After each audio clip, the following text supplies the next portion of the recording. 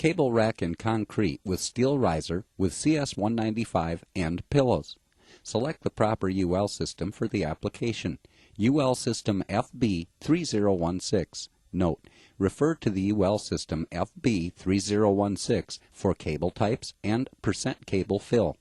Prior to installing the CS195 Plus composite sheet, install one layer of 1/2 inch wide adhesive back graphite seal or a 1/4 inch diameter bead of moldable putty onto the top surface of the steel riser to provide a smoke seal.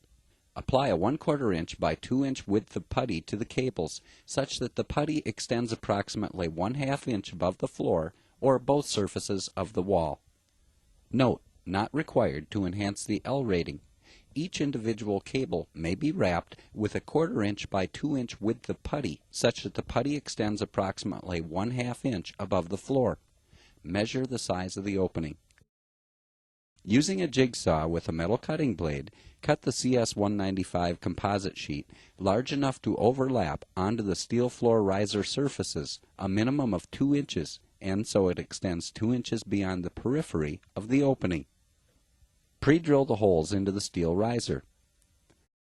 Secure the CS195 to the top surface of the steel riser with number 10 size by 1 inch long steel sheet metal screws with steel washers at each corner and spaced 8 inches on center.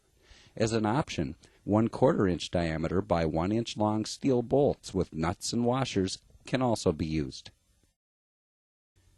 Install the steel angles into the opening so the top leg of the steel angle extends a minimum 2 inches over the CS195 and is secured with number 10 by 1/2 inch long steel sheet metal screws spaced 8 inches on center on the top surface of the floor.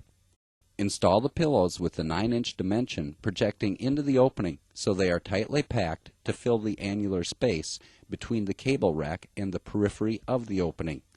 The pillows should be installed so they are centered in the opening. After the installation of the pillows, all voids within the opening shall be filled with a minimum 1 inch thickness of putty.